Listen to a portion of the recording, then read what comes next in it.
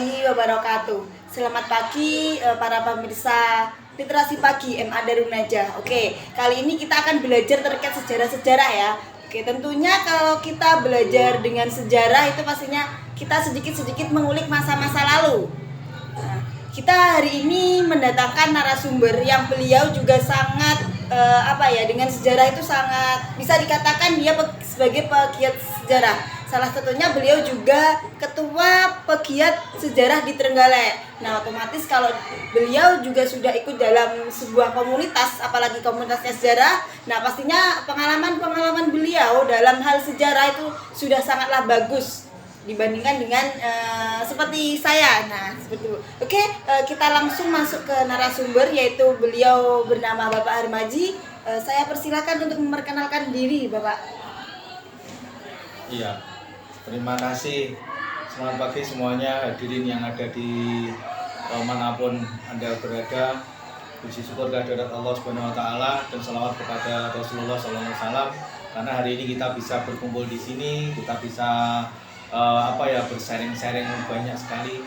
Nah, yang kedua, saya berkirim salam kepada guru-guru saya yang telah ada di seluruh Indonesia dimanapun panjenengan berada, pada rekan-rekan seluruh tanah air guru sejarah dimanapun panjenengan berada, dan semua para guru-guru yang ada di seluruh Indonesia. Selamat pagi semuanya, saya Harmaji. Saya sebenarnya bukan orang Trenggalek sih, saya orang Blitar, lahir dan besarnya juga di Blitar, kuliahnya di Malang, terus kemudian balik lagi ke Blitar, belum lama suruh pulang ke Trenggalek, bukan pulang ke Trenggalek sih, tapi suruh ke Trenggalek gitu. Bertugas gitu nggih, Pak? Iya, kalau suruh pulang itu kan maksudnya bukan orang Trenggalek sih. Gitu. Jadi perjalanan Bapak ini ya melintasi beberapa kota-kota gitu Pak ya, kan ke Malang, di Blitar, Malang, terus kemudian ke Trenggalek. Oke, berarti tentunya ketika kita berpengalaman di berbagai kota, tentunya pengalamannya berbeda-beda Bapak ya. Nah, oke. Nah, untuk kali ini kita akan mengambil tema sesuai dengan narasumber kita, yaitu sejarawan ataupun beliau adalah seorang ketua pegiat sejarah Trenggalek. Nah, kita hari ini akan membahas tentang pentingnya kajian sejarah di era Society 5.0. Nah, oke, mungkin Bapak untuk mengawalinya, Bapak ini kan seorang sejarawan ya, bisa dikatakan pegiat sejarah seperti itu. Nah, Bapak ini kok bisa bagaimana sih Bapak mengawali ataupun menekuni sejarah? Padahal kalau sejarah, kalau saya sendiri ya Pak, saya itu kadang bosan lah belajar sejarah. Nah, Bapak ini kok bisa menjadi seorang pegiat? Nah, mungkin bagaimana sih Bapak bisa mengawali dan juga menekuni sejarah ini? Iya. Pertama, sejarawan itu adalah profesi. Profesi itu dibentuk dari dia mulai dari di bangku kuliah mengenyam pendidikan tentang sejarah, dan setidaknya ada beberapa hal mata kuliah tertentu sehingga dia lulus. Kemudian dalam masyarakat dia bisa dan berhak untuk menyandang profesi sejarawan itu. Lalu yang kedua, kami profesi sejarawan itu juga ada sebuah naungan ya, naungan khusus, ada yang menaunginya yaitu MSI, Masyarakat Sejarawan Indonesia. Terus kemudian di berbagai disiplin ilmu, kami pun juga ada yang menaungi khusus untuk kepentingan kompetensi kami dan juga publikasi dan juga apapun dalam hal ini aktivitas kami di bidang keilmuan. Misalkan ada arkeologi, itu ada IAEI, Ikatan Ahli Arkeologi Indonesia ya. Kemudian ada epigrafi, Ikatan Ahli Epigrafi Indonesia dan sebagainya. Jadi banyak. Terus lalu yang kedua, mengapa sih saya cinta mati pada sejarah itu? Sebenarnya untuk menjadi sejarawan itu atau setidaknya tahu dan ingin belajar tentang sejarah itu pun saya mulai dari kelas 2 SMP Mbak waktu itu. Saya melihat banyak sekali mata pelajaran yang hinggap di otak saya, dan kemudian saya memilah satu persatu, kemudian dari situ saya ada sedikit dalam hal ini tanda tanya banget, ada yang namanya sejarah. Uniknya adalah kenapa sih masa lalu di situ dipelajari, itu seperti itu. Saya tertantangnya itu adalah mengenai uniknya masa lalu, kenapa harus dipelajari. Lalu yang kedua, setelah masa lalu sebenarnya ini kan peristiwa sudah usang banget ya Mbak. Sudah usang, dan kita pun juga mungkin tidak pernah tahu dan bahkan hidup pada saat di mana peristiwa itu ada ya, seperti itu. Terus kemudian yang kedua, saya juga sedikit penasaran kalau peristiwa masa lalu itu mengapa harus dipelajari, kemudian bagaimana cara mempelajarinya, kan seperti itu. Dan ternyata ini adalah merupakan suatu tantangan yang tersendiri bagi kami pada saat itu kelas 2 SMP Mbak ya. Itu. Dan yang ketiga adalah ketika tantangan-tantangan masa lalu, peristiwa masa lalu itu adalah harus digali, harus di-up. Nah, ini tentunya ada sebuah disiplin ilmu dan cara-cara. Cara itulah yang membuat saya penasaran. Jadi seperti itu. Sama juga kita mau ke Surabaya, saya kan orangnya suka bis ya Mbak ya. Yeah. Pergi ke Surabaya kita naik bis. Setelah naik bis, kemudian kita kan tahu di situ, oh ternyata naik bis itu seperti ini. Oh ternyata kita tahu tentang ilmunya bis seperti ini. Dimana sih bis yang enak sopirannya, terus kemudian yang suspensinya enak, terus kemudian yang bisa ngejar tayang, mungkin jamnya seperti itu. Nah kalau di sini yang saya pelajari itu adalah bagaimana yang membuat penasaran itu adalah cara. Kenapa sih cara ini luar biasa sekali? Dan ini adalah membuat saya penasaran. Nah seperti itu. Lalu yang ketiga, di samping itu ada sisi lingkungan yang membuat saya mencinta seperti itu. Itu adalah lingkungan dari tempat tinggal saya, yaitu mengenai kakek, nenek, terus kemudian abah saya.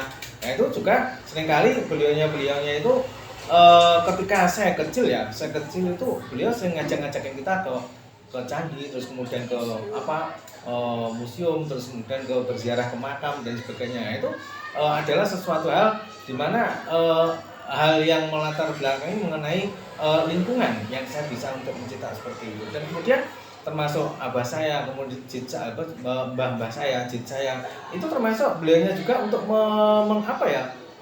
dalam lingkungan itu dia berusaha untuk meracuni saya untuk bisa seperti itu ya.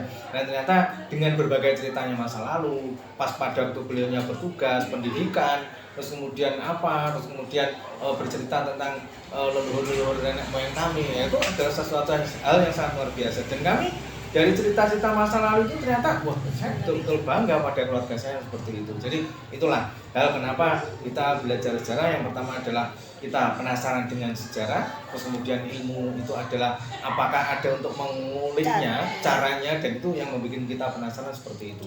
Ya mungkin ada sisi-sisi kecil di mana karena mungkin ngajarnya guru saya itu enak, guru saya itu adalah termasuk guru yang paling dalam Al-Quran adalah sekarang dewa satunya. Itu saya sering dimarahi seperti itu. Tapi saya penasaran sama ilmunya itu.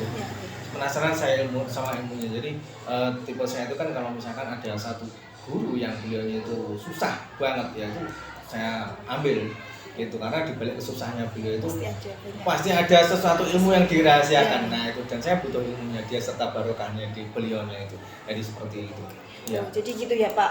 Untuk bagaimana Bapak bisa tertarik dan menekuni bidang sejarah? Ternyata banyak sekali latar belakang yang menjadikan Bapak ini bisa menekuni sejarah, mulai dari rasa penasaran, terus kemudian dengan lingkungannya, dan juga karena sering dikasih tahu cerita serta sering berkunjung ke tempat-tempat sejarah. Oke. Setelah itu Pak Harmaji tadi menyampaikan bahwasanya di dalam sejarah itu kan ada beberapa disiplin ilmu lebih, kayak sepertinya arkeologi. Kalau Pak Harmaji sendiri ini Pak, menekuninya di bidang apa Pak? Iya, saya tertarik di sini adalah mengenai arkeologinya. Jadi kalau arkeologi itu kan berbicara tentang masa lalu yang berasal dari bendanya. Gitu. Jadi kalau dalam sejarah itu tidak bisa Mbak kita mengira-mengira itu. Ya, tidak bisa mengira. Kalau di arkeologi kan jelas ada bendanya, kita bisa katakan ini, oh ya ini seperti itu. Nah seperti itu. Jadi mau mulai dari prasejarah, kemudian klasik, terus kemudian mulai kolonial, dan sekarang saya mempelajari tentang kolonial. Ya, jadi saya pelajari kolonial juga. Kemarin kan kita sudah belajar mengenai disiplin ilmu arkeologi bidang klasik, mengenai candi dan sebagainya, termasuk kebakaran. Nah ini kita merasa tertantang untuk mempelajari tentang kolonial, sisi kolonial ternyata luar biasa. Nah ini juga tidak bisa lepas ya, kalau bapak saya dulu ngajakin kita pergi kemana itu harusnya main itu tidak boleh, handphone itu harus mau foto-foto ya, katakan foto. Dulu bapak saya juga jarang sekali membawa tustel, membawa kamera, terus kemudian membawa foto. Di tradisi keluarga kami kalau misalkan ente mau pergi sudah selesai, jadi jangan libatkan handphone itu. Nah mau foto-foto ya seperlunya cukup ya sudah, penting nikmati dulu, menikmati mau kita ngobrol, mau menikmati kita jalan-jalan dan sebagainya. Nah itu yang ada. Terus kemudian banyak disiplin ilmu yang harus kita pelajari dalam mempelajari sejarah, dan di sini adalah kita garis bawahi sejarah itu adalah ilmu, Mbak. Jadi sejarah itu adalah ilmu, bukan pengetahuan. Jadi bukan pengetahuan, sejarah itu ilmu. Karena apa bisa dibilang ilmu? Karena itu adalah mempunyai metode ya. Dia punya metode khusus untuk menguliknya. Dia untuk punya metode khusus, secara khusus untuk mengorek masa lalu seperti itu. Nah, Dalam mengorek hal masa lalu itu kita tidak bisa untuk apa ya istilahnya berdiri sendiri ya, karena kita adalah sisi orang sosial, jadi kita harus bisa menggabungkan dan kita bisa meminta bantuan disiplin ilmu yang lain. Kalau misalkan sejarah, mengulik tentang sejarah ekonomi, ya kita harus pergunakan ilmu ekonomi, kemudian pergunakan ilmu administrasi, ilmu dan sebagainya, termasuk pemerintahan juga kita harus pergunakan itu, pergunakan ilmu sosiologi dan sebagainya seperti itu, arkeologi, numismatik, disiplin ilmiah banyak itu bisa kita pergunakan untuk mengorek masa lalu. Pokoknya masa lalu tersebut bisa dikorek kalau dia tidak bisa membuat sesuatu hal di mana sesuatu hal tersebut adalah pencerminan masa lalu. Nah, terus yang kedua, orang sejarawan dalam mengorek masa lalu itu kayak seperti seorang detektif gitu, Pak. Jadi seorang detektif. Kalau misalkan seorang polisi itu ada laporan pembunuhan, dia kan pergi ke situ, terus kemudian ke TKP mengamati apa temuan-temuan di situ. Kalau temuan di situ diapain dalam langkah-langkah mengapain temuan-temuan itu sama juga dengan orang sejarah seperti itu. Jadi ya dari sejarah itu setidaknya untuk menulis itu kan ada empat tahapan ya. Yang pertama itu adalah mengenai heuristik itu adalah mengumpulkan sumber. Jadi sumber itu dikumpulkan semuanya. Ada cerita A, cerita B, sumber A, buku B, kemudian ada prasasti A, prasasti B dan sebagainya, piagam, uang dan sebagainya seperti itu. Itu merupakan sumber-sumber data yang merupakan hal yang sangat luar biasa untuk kita mengorek keterangan pada masa lalu. Wawancara pun juga. Nah, dari keterangan yang untuk mengorek masa lalu itu selanjutnya apa? Adalah sumber tersebut mulai dipilah. Itu kita mulai kritik sumber, ada kritik ekstern, ada kritik internal. Internal ada eksternal juga. Misalkan kita ada naskah gitu ya, Bang. Naskah. Ini orang klaim gini gue punya naskah proklamasi ya seperti itu. Terus kemudian orangnya, kita sebagai seorang sejarawan itu tidak boleh ngomong lu punya naskah proklamasi beneran nggak seperti itu. Kita harus melihat dulu, oh seperti itu. Setelah kita lihat barangnya, baru kita mulai kritik. Kritik internal itu adalah mengenai isinya, kritik eksternal itu adalah mengenai bendanya, kertasnya bagaimana, ejaannya bagaimana, dan itu semuanya bisa ketahuan ini barang asli atau barang palsu. Seperti halnya misalkan arca dan sebagainya itu bisa ketahuan juga ini asli atau palsu. Dimulai dari banyak macam, itu kan ada ilmunya sendiri namanya ikonografi, untuk atributnya dan sebagainya. Seperti itu rambutnya putarnya kemana, terus kemudian uncalnya selendangnya itu narinya ke arah mana, nah, itu bisa itu. Lalu kemudian yang ketiga setelah kritik ya dari historiografi, dari pengumpulan sumber tadi, terus kemudian ada kritik internal dan eksternal, kemudian kita interpretasi. Dari sebagian data banyak sekali itu kemudian kita kritik, terus kemudian akhirnya kita bisa menginterpretasi. Ini sebenarnya barang apa sih? Ketemu barang A, B, C. Oh, ini dari ketemuan barang A, B, C. Ini pasti adalah bangunan apa? Nah, itu. Jadi itu adalah merupakan interpretasi. Nah, setelah dari interpretasi kemudian apalagi? Berikutnya adalah baru menulis. Historiografi ya, namanya langkah yang keempat ada historiografi, itu adalah menulis. Jadi orang menulis sejarah itu bukan seperti orang menulis novel ya kayak gitu. Kita itu bisa kadang sulit untuk membayangkan ini cerita sejarah, ini cerita bukan sejarah, itu sangat sulit sekali. Sehingga kalau orang ngomong sebuah cerita yang latar belakangnya masa lalu, oh ini cerita sejarah seperti itu. Kamandanu misalkan, oh ini cerita, enggak, itu kan karena apa? Karena dia ngomongnya adalah betul latar belakangnya Majapahit, tapi ceritanya bukan peristiwa sejarah. Jadi sejarah itu adalah ada history, lalu kemudian ada dipelesetkan history ya. Jadi history. Beda Pak itu. Oh iya, kalau history kan spasi story, hanya cerita. Oh gitu. Tapi kalau history itu adalah ilmu. Wah, jadi bedanya di situ. Jadi uniknya di situ. Beda penulisan ya, Pak. Iya, dari beda penulisan itu kan kemudian sesuatu hal yang membedakan juga, sehingga orang itu harus bisa membedakan ini peristiwa sejarah, ini adalah cerita sejarah. Nah, seperti itu. Kalau kita sudah membedakan masalah seperti itu, akan terjadi adalah seperti digebiah-uyah kode hasine itu. Jadi semuanya cerita sejarah, dan kita tidak bisa membedakan seperti itu. Mitos cerita sejarah, Candi Prambanan kemudian ada Bandung Bondowoso dilempar satu malam sekali kemudian jadi tidak bisa. Nah, itu kalau mitos yang ada itu seperti itu ya, Pak. Betul. Jadi peristiwa itu kita harus posisikan dia sebagai peristiwa sejarah, jangan dicampurkan pada sebuah cerita sejarah. Kalau seperti itu berlarut-larut, maka yang terjadi adalah pembodohan. Nah, kasihan seperti itu. Jadi salah satu dari tujuan daripada kami dirikan komunitas itu adalah memberantas pembodohan. Jangan sampai orang itu kemudian menganggap bodoh, tidak bisa. Kita harus bisa bedakan antara sego goreng dan sego mawut seperti itu. Ojo kabeh diarani sego goreng. Nah, itu jadi seperti itu. Kalau seperti orang awam itu ya Pak, terus membedakan antara history sama history itu tadi bagaimana Pak? Kalau membedakan sejarah itu adalah ilmu yang pertama dia harus ada sumbernya. Ya, ada sumbernya.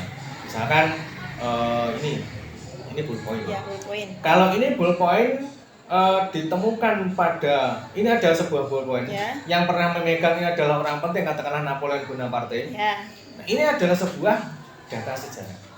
Sumber sejarah karena apa? Ini adalah ballpoint dari Napoleon Bonaparte. Dari ballpoint ini kita bisa meneliti atau mungkin kemudian kita menginterpretasi ballpointnya bentuknya seperti apa. Masih bentuknya ini sing kaya kita dulu mondok ditutul ini.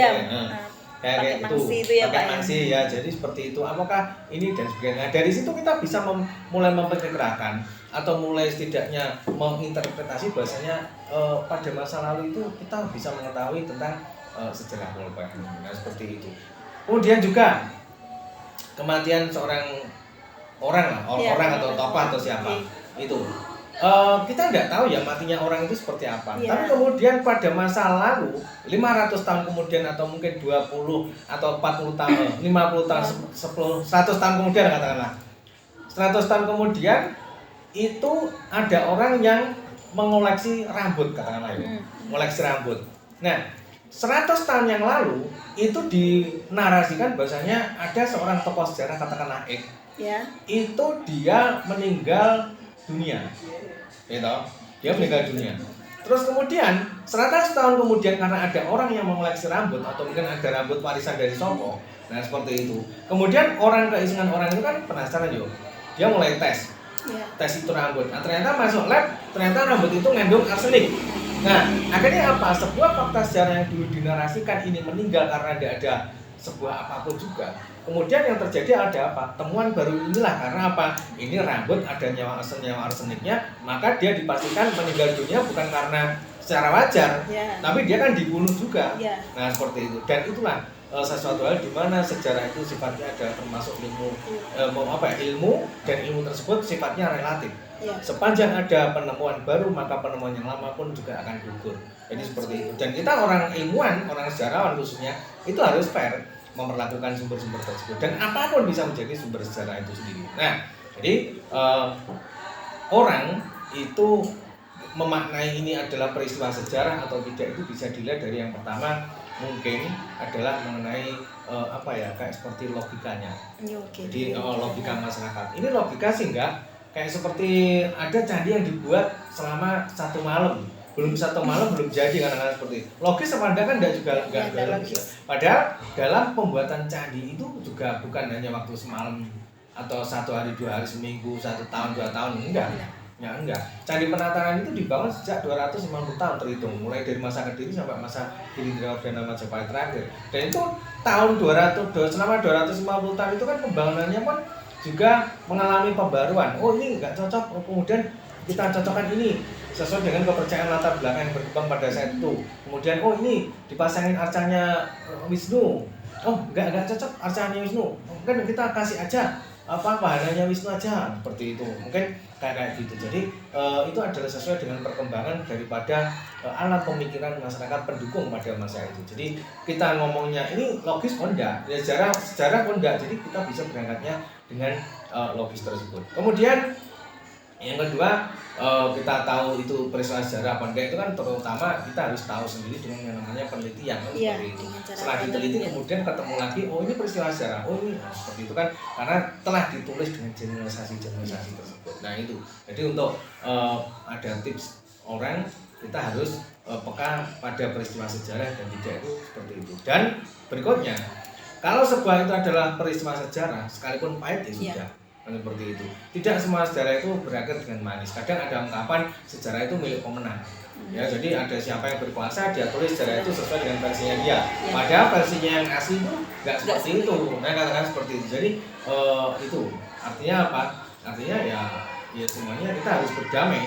Harus berdamai, dan sekalipun itu kebenaran rasanya pahit, ya sudah itu kebenaran, tapi tidak bisa kita memperhalus kebenaran itu dengan sebuah mungkin pemanis apa dan sebagainya. Masalahnya apa? Generasi kedepannya itu jangan sampai sebuah fakta kalimat itu nanti bisa menyesatkan seluruh umat seperti itu.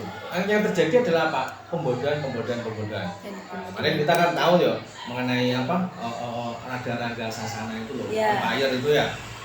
Sudah Empire itu ya itu kan ngomongnya banyak juga ya. Itu ada A, B, C, kemudian itu PBB, terus kemudian didirikan di Bandung dan sebagainya. Kalau itu ada kalimat PBB didirikan di Bandung, sudah kalau itu digeneralisir semuanya orang betul dan mengamini, ngono ya. Wah, itu terjadi sudah selama ratusan tahun, kalau tidak ada yang gugat yaitu PBB didirikan di Bandung, dan itu adalah pembodohan. Nah, seperti itu. Oke, berarti sangat menarik ya ketika kita bercerita sejarah. Ternyata banyak cara ataupun hal-hal yang menarik yang harus kita lakukan ketika harus kita mencari sejarah seperti itu ya, Pak. Iya. Sekarang ini kan kita sudah masuk di Society 5.0. Nah, kira-kira Pak, kajian-kajian yang dilakukan untuk saat ini di era Society 5.0 itu apa saja, Pak? Iya, banyak kajian-kajian yang dilakukan itu adalah berdasarkan perkembangan dari pendukung masyarakat kita saat ini gitu ya. Pendukung sesuai dengan masyarakat saat ini. Nah, kalaupun kita mungkin kita mempelajari ada sesuatu kayak seperti peristiwa sosial. Yang peristiwa sosial itu adalah sesuatu hal yang mungkin dianggap sebagai sesuatu yang sangat penting sekali. Contoh misal dari kita kemarin itu mempelajari ada semacam sebuah zaman di mana kita masuk pada era yaitu era COVID kemarin. Ketika kita bisa masuk sejarah Pak ya? Bisa. Nah, COVID-nya kemudian orang dari dampak COVID itu kan penyebaran penyakit kemana-mana. Ada langkah pemerintah yaitu mengisolasi. Kemudian ada langkah pemerintah untuk bisa kayak seperti lockdown atau apa dan sebagainya, harus ini harus itu dan itu. Ya itu kita harus bisa fair juga bahwasanya ini adalah sebuah langkah yang harus kita jalani. Terus kemudian Mekah ditutup ya, kita tidak bisa haji berapa tahun, 2 tahun dan sebagainya. Itu sebenarnya kan bukan barang-barang yang baru. Maka ditutup bukan hanya ini saja tapi dulu pada masa zaman Belanda pun Mekah juga ditutup juga. Orang tidak boleh untuk pergi ke Mekah karena beberapa hal.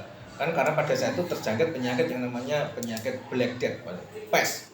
Yang penyakit pes itu. Pada saat penyakit pes yang itu berkembang di salah satu daerah di sebuah negara yang saya baca bukunya itu ada di Burma, itu ya luar biasa sampai Mekah ditutup juga. Dan hari ini kemarin COVID itu kan Mekah juga ditutup. Jadi intinya apa? Suatu peristiwa yang terjadi pada masa sekarang itu pernah terjadi pada masa lalu. Dan itu harus kita belajar, itu gunanya sejarah. Artinya apa? Peristiwa sekarang ini itu tidak ada dan tidak terjadi jika tidak ada peristiwa masa lalu. Dan peristiwa masa lalu itu kita tidak bisa tidak bisa meninggalkan, dan itu kita harus ambil itu untuk menapaki masa kini dan masa mendatang. Jadi itu cerminan. Jadi bohong ketika orang itu saya tidak suka sejarah. Buat apa masa lalu? Itu masa lalu ya berlalu. Itu dia seakan mengilhami apa yang ada pada dirinya sendiri. Masa lalu itu bagi dia adalah sesuatu hal yang dimana harus diambil, bukan ditinggalkan, karena masa lalu itu adalah untuk menapaki cerminan, menapaki masa kini dan masa mendatang. Sehingga kita belajar sejarah itu tidak kaget, tidak gampang kagetan. Ada fenomena kabeh di lockdown, wis melu wae zaman biyen wis lockdown, dan kita lockdown hari ini itu lebih berharga dan lebih enak daripada lockdown pada masa lalu. Cobalah kita lockdown hari ini, kita di rumah masih pegang handphone, masih pegang internet, kencang banget.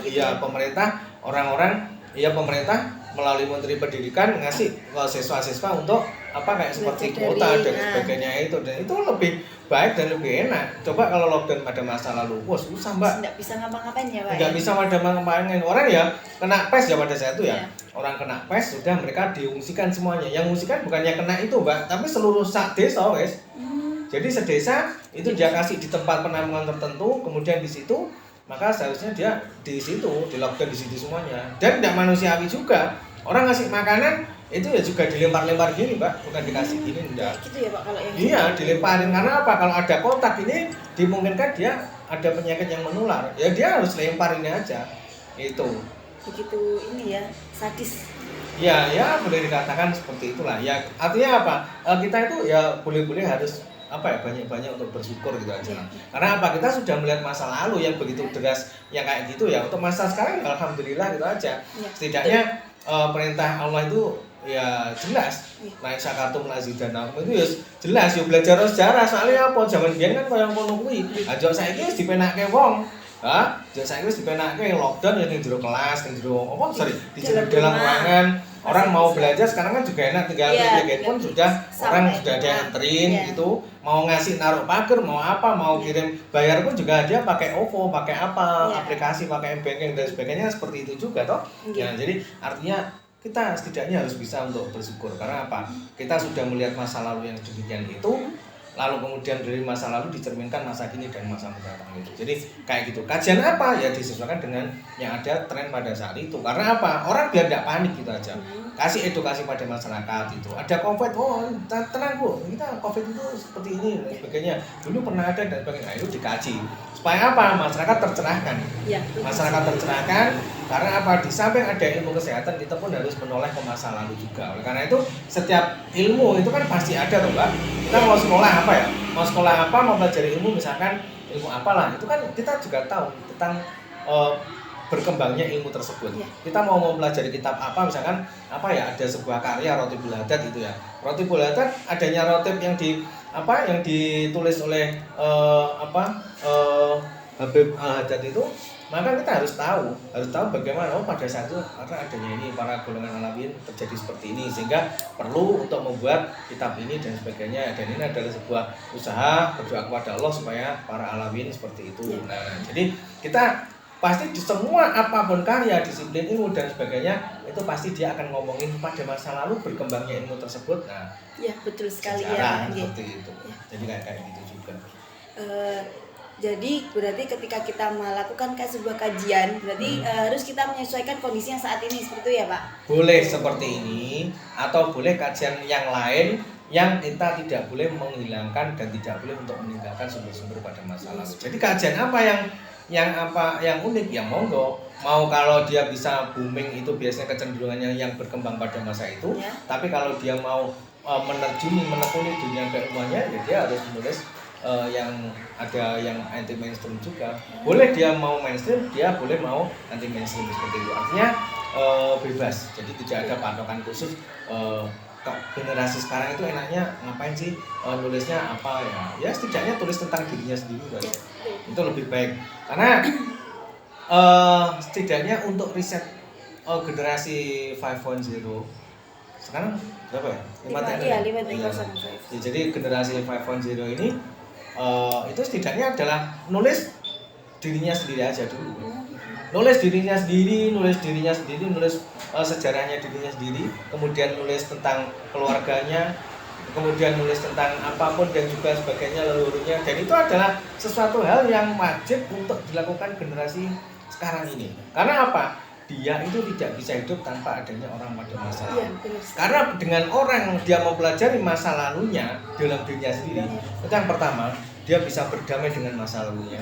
Dan yang kedua adalah dia setidaknya bisa membangkitkan how of pride, kayak kebanggaan pada dirinya sendiri. Ya, kebanggaan dirinya, kebanggaan keluarganya dan sebagainya.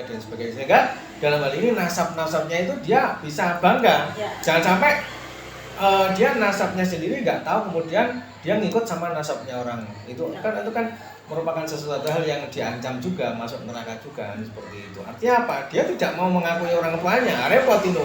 Ya, jadi seperti itu. Dia mau kemudian tidak mau ngakuin orang tuanya, kemudian ini sesuatu yang terjadi era sekarang memang seperti itu. Dan kita harus hati-hati. Disitulah peran kita sebagai orang yang bijaksana. Orang yang bijaksana itu adalah setiap kali orang punya ilmu pengetahuan yang luas dan pemahaman yang mendalam, dia akan menjadi orang yang bijaksana. Itu dalam filsafat keilmuan seperti itu. Ya Pak. Terus saat ini banyak kajian juga yang dilakukan. Nah, seberapa eksistensi ketika melakukan kajian pada era saat ini Pak? Kalau seberapa eksistensinya itu adalah pilihan user ya, pilihan peneliti itu sendiri atau pilihan penulis sendiri. Orang menulis sejarah itu sifatnya bebas, siapapun bisa menulis sejarah asalkan dia harus fair, ada sumber, kemudian ada ini dan sebagainya diperlakukan. Jadi bukti-bukti masa lalu itu diperlakukan dengan langkah-langkah historis, langkah-langkah penulisan sejarah. Jadi historiografinya itu langkah-langkahnya ditaati. Langkah-langkahnya jelas gitu ya. Langkahnya jelas dan ditaati sesuai, fair, itu enak, boleh. Nah, tapi kalau yang nulis itu adalah orang-orang yang mohon maaf ya kaitannya dengan mereka yang memaksakan dirinya dan memaksakan temuannya, itu yang repot. Karena apa? Temuan yang belum teruji itu tidak boleh bisa kita generalisir untuk bisa kita katakan iya. Misalkan ada temuan di sini, di depan situ ya, di masjid katakanlah, itu di masjid ketemu sebuah arca ini. Kita tidak bisa ngomong, oh ini arca peninggalan pada masa lalu, oh ini adalah arca peninggalan zaman Majapahit, Mataram kuno dan sebagainya. Kan orang kan kadang seperti itu toh.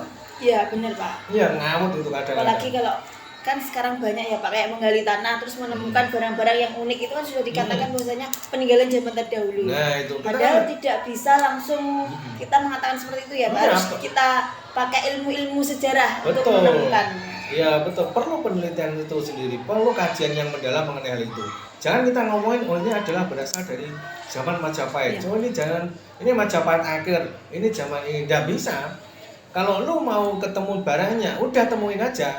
Tapi jangan ngomong ini dari barang mana, kan seperti itu. Karena apa? Butuh sebuah kajian ilmu yang tertentu yang bisa untuk menguak daripada mengorek dan berbicara.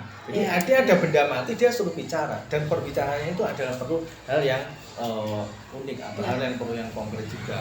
Ada perlu tahapan-tahapan untuk menyimpulkan seperti itu ya Pak. Betul, nah seperti itu. Terus panjenengan ini selaku pegiat dan pendidik tentang sejarah ya Pak. Nah, bagaimana sih langkah Bapak ketika menanamkan nilai sejarah ataupun nilai sejarah dalam pembelajaran seperti itu Pak? Dalam diri siswa salah satunya. Iya. Salah satu hal yang sering saya lakukan adalah kita harus berdamai dengan masa lalu. Jadi yang pertama saya omongkan kepada siswa itu adalah kita tuh belajar sejarah ngapain sih, benar seperti itu. Ada kita belajar sejarah itu kegunaannya banyak macam. Yang pertama adalah kita tidak bisa untuk melupakan masa lalu. Jadi masa lalu itu adalah kita harus tahu dan kita harus bisa damaikan.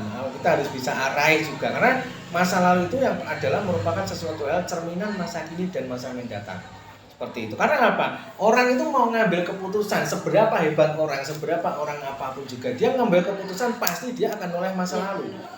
Itu. Setidaknya ketika anak-anak sekolah, saya sekolahnya di sana ya, cuman saya biasanya lewat yang sebelah timur. Nah, karena sebelah timur itu adalah jalannya diperbaiki, di stop atau mungkin forbidden lah. Dia harus lewat sebelah yang barat kan seperti itu. Nah, kalau dia panggah tetap lewat yang sebelah timur, maka dia sama juga dengan bohong. Artinya apa? Sesuatu hal masa lalu kok juga dipakai kok terus-teruskan seperti itu. Karena apa? Masa lalu dia dulu lewat timur karena jalannya ditutup, maka dia mau tidak mau kan harus lewat barat. Nah itu. Jadi untuk memutuskan dia lewat barat itu karena apa? Dia sudah menoleh ke masa lalu. Oh, D ini ditutup kok. D ini itu adalah atau atau apa kemarin tadi itu adalah sesuatu hal yang sudah lampau. Sudah lampau waktunya. Nah, dari lampaunya waktu itu kita tidak bisa meninggalkan begitu saja. Jadi yang pertama adalah setidaknya kita harus berdamai dengan masa lalu. Itu kalau kita ngomongin sejarah dimanapun, siapapun, siswa siapapun. Saya itu kan gurunya orang banyak. Jadi kayak gitu, siapapun. Itu harus kita ngomongin tentang itu. Nah, kemudian ngapain sih kita mau belajar sejarah itu? Yang kedua, kita tanamkan kepada orang-orang, kalau lu mau belajar sejarah itu adalah yang pertama tadi mempergunakan masa lalu dan masa kini untuk masa mendatang. Yang kedua adalah untuk membangkitkan rasa cinta tanah air. Disitulah letak pendidikan. Jadi disitulah letak nilai-nilai sejarah yang masuk dalam dunia pendidikan. Itu adalah bagaimana untuk membangkitkan rasa cinta tanah air, ya, rasa cinta dan bangga pada bangsanya, bangga pada daerahnya, bangga kepada tanah kelahirannya. Mungkin seperti itu juga. Jangan-jangan kita tidak bangga dengan daerah kita, tinggalkan. Nah, rumah kita Trenggalek. Mbak, sama rumahnya di? Saya Tulungagung mana? Tulungagung Barat mana? Sama Gleduk, masih ke barat. Terus kemudian gondang ke barat lagi. Itu Baruarjo, ke barat lagi. Sama Durenan, ya Durenan itu. Wah, itu bukan Tulungagung, Mbak, itu Trenggalek. Nah, itu seseorang ngomongin, "Mas, mau di Trenggalek." Seperti itu kan juga perlu mental khusus. Nah, itu adalah merupakan bagaimana kita bisa membangkitkan bangga kita sebagai warga daerah itu dan bangga kepada negara itu. Itulah fungsi dari sejarah. Terus fungsi sejarah yang ketiga, ngapain kita belajar sejarah adalah untuk melawat ke masa lalu. Jadi itu adalah sarana rekreasi, Mbak. Gitu ya. Sarana rekreasi kita melawat ke masa lalu. Jadi itu adalah sebuah lawatan imajiner. Ketika kita membaca buku karya Prapanca ya, Negara Kertagama. Kita seakan kan perjalanan imajiner masa lalu, di mana kita mengikuti Hayam Wuruk pergi ke sana, ketemu ini, terus kemudian mendeskripsikan bangunan yang seperti itu. Kita kan dalam ranah pemikiran kita dari piye iki. Nah, itu kan kita juga melawat pada masa itu. Padahal Negara Kertagama itu ditulis ratusan tahun yang lalu, 1365. Nah, sekarang adalah tahun 2009. Tahun 2023. Ya, sorry, lupa usia. Ya, itu. Jadi, itu adalah sebuah perjalanan ratusan tahun yang lalu. Kalau ketika kita baca buku yang sudah disadur, seakan kita belajar tentang Perjanjian Giyanti. Kita membaca buku tentang Perjanjian Giyanti, atau mungkin kita baca bukunya yang paling mutakhir ya, bukunya BM Diah mengenai bukunya ada salah satu bab namanya 36 jam yang menentukan, dimana dalam 36 jam yang menentukan itu adalah seakan-akan Indonesia ini dalam 36 jam itu adalah detik-detik untuk menuju ke kemerdekaan proklamasi. Itu kalau kita baca itu ya Mbak ya, seakan kita betul-betul melawat dan hadir diri kita pada saat itu. Iya, pada saat itu, dan itu ada sesuatu hal masa lalu yang merupakan sumber kita untuk rekreasi, lawatan imajiner masa lalu. Oke, berarti dengan kita membaca bisa kita sambil rekreasi gitu ya Pak? Iya, rekreasi. Jadi itu adalah lawatan imajiner pada masa lalu yang real seperti itu. Nah itu, jadi gitu Pak. Berarti sangat menarik ya terkait ketika kita belajar sejarah Pak ya. Apalagi dengan cerita-cerita Pak Darmaji yang menggebu-gebu dan yang bisa menarik perhatian gitu loh. Siapa tahu dari audiens di sini bisa tertarik untuk menjadi sejarawan juga. Mungkin di akhirnya bisa Bapak memberikan closing statement Pak pada audiens yang ada di sini. Iya, saya pada waktu itu lolos seleksi dan kemudian dikirim pemerintah untuk ada sebuah kegiatan di daerah Sabang, Banda Aceh itu. Jadi saya ngajar di sana dalam beberapa waktu. Ketika saya ada di daerah Iboh, itu ada sebuah ungkapan yang membaca di itu karantina haji yang pertama. Jadi kenapa Aceh disebut sebagai Serambi Mekah ya salah satunya dari itu. Salah satu sejarahnya seperti itu ya. Iya, di Iboh itu dia ada semacam kayak seperti karantina haji di sebuah pulau namanya Pulau Rubia gitu. Nah, di situ ketika saya berada di Pulau Rubia itu ada sebuah tulisan adalah sejarah itu bukan mantan yang harus dilupakan. Tapi itu adalah sejarah merupakan hal yang harus kita kita harus kenang untuk menapaki masa kini dan masa mendatang. Jadi bukan sesuatu yang harus dilupakan seperti itu. Karena kalau kita melupakan masa lalu ya bohong kita sebagai manusia seperti itu. Karena apa? Manusia itu tidak bisa lepas dari masa lalunya kayak gitu juga, tidak lepas dari masa lalunya, dan dia mengambil keputusan pasti dia mau tidak mau dia noleh ke masa lalu. Jadi seperti itu. Mari kita berdamai dengan masa lalu. Terima kasih ya Pak Arji atas motivasi-motivasi dan cerita-ceritanya terkait sejarah yang pada saat ini. Nah, jadi ketika kita belajar sejarah, nah itu menurut sejarah itu merupakan masa lalu yang harus kita pelajari juga. Kenapa? Karena kehidupan masa sekarang ini karena juga adanya masa lalu seperti itu ya Pak ya. Terus kemudian masa lalu itu juga cerminan untuk saat ini. Nah, mungkin itu ya Pak yang bisa disampaikan untuk pagi hari ini di acara literasi pagi hari ini. Saya mohon pamit dari acara ini. Saya Wahyuni Satul Asma. Terima kasih Pak atas kehadirannya di sini, sudah diluangkan waktunya untuk hari ini. Saya akhiri, wassalamualaikum warahmatullahi wabarakatuh.